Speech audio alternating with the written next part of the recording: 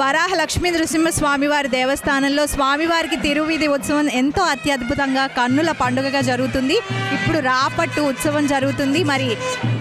మరి స్థానాచలం గారు మనతో పాటు ఉన్నారు.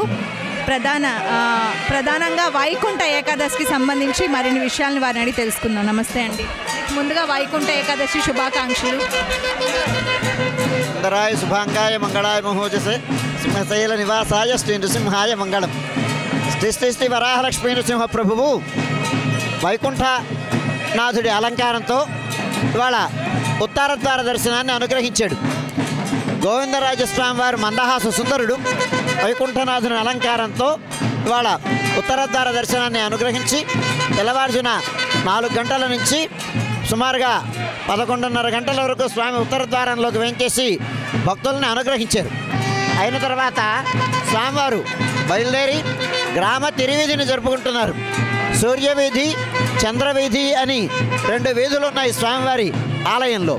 ఆ గ్రామంలో ఆ సూర్యవీధి గుండా స్వామివారు ఏం చేస్తున్నారు?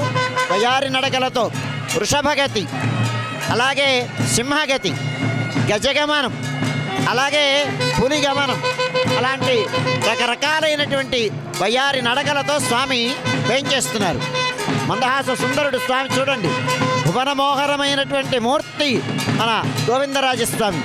ఎక్కడ ఇట్లాంటి సుందరమైనటువంటి ఉత్సవమూర్తులు మనకి కానరారు.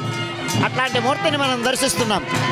నాదస్వర వాద్యాల నడుమ, అలాగే వాద్య విశేషాలు, రకరకాలైనటువంటి పేరీలు, తూర్యాలు, శంఖములు, తిరుచూర్ణాలు, అలాగే కాహళలు, బేరీ కాహళ, వీరకాహళ వాద్య విశేషాలతో, అలాగే కోలాటాలతో, వేద పారాయణంతో తిరువీధి మహోత్సవం జరుగుతోంది.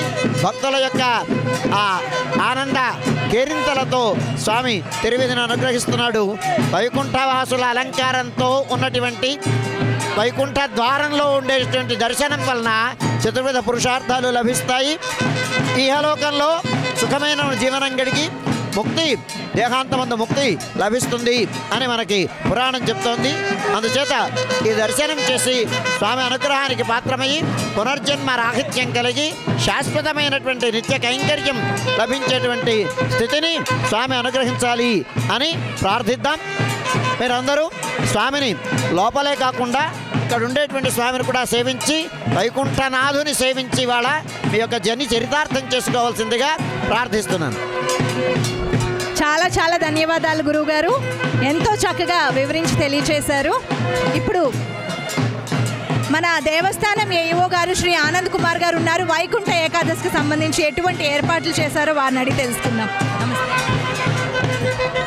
ఈరోజు ఈ ముక్కోటి ఏకాదశి అత్యంత వైభవంగా భక్తులకు అందరికీ కూడా కనువిందుగా జరిగింది. సో కాబట్టి భక్తులందరూ కూడా స్వామివారిని దర్శించుకొని సేవించి తరించారు.